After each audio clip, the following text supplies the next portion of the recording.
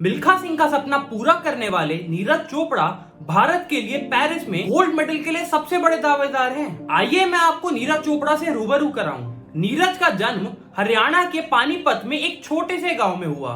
बचपन में उनका वजन काफी ज्यादा था, जिसकी वजह से उनके दोस्त उनको काफी चिढ़ाते थे। इसी कारण उनके पिता ने उनको जिम और कसरत में लगा दिया। ऐसे ही एक दिन शिवाजी स्टेडियम में खेलते हुए उन्होंने कुछ जैवलिन थ्रोअर्स को प्रैक्टिस करते हुए देखा, तो उन्होंने सोचा कि जैवलिन पर हाथ क्यों ना आजमाया जाए। पहले ही थ्रो में बिना किसी प्रैक्टिस, बिना किसी वार्म अप किए उन्होंने 45 से 50 मीटर की दूरी पर उन्होंने जैवलिन फेंक दिया, जिसके कारण उनके सीनियर्स काफी इंप्रेस हुए। और वहीं से शुरू हुई नीरज और जैवलिन के बीच एक प्रेम कहानी। He is the first Asian athlete to win a gold medal at the Olympic level in javelin throw। जैसे आपने भाग मिल्खा भाग में देखा होगा कि मिल्खा सिंह कैसे चौथे नंबर पर आए और बहुत ही छोटे मार्जिन से एक मेडल लाने से चूक गए।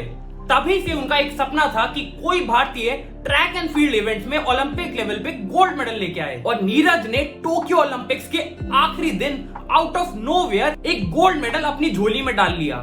नीरज से मेडल की उम्मीद तो करी जा रही थी, लेकिन उसका रंग गोल्ड होगा ऐसा किसी ने नहीं सोचा था।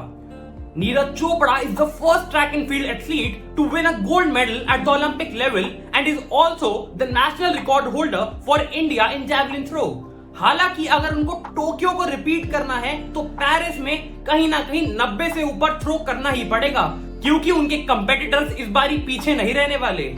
ओलंपिक लेवल पर काफी कम देखा जाता है कि 90 मीटर से कम की थ्रो पे गोल्ड मेडल आप हासिल कर लें, लेकिन हमें नीरज चोपड़ा पर पूरा विश्वास है कि वो अपनी पर्सनल बेस्ट थ्रो के साथ एक और ओलंपिक गोल्ड जीतेंगे। India wishes Neeraj Chopra all the best for the Paris Olympics.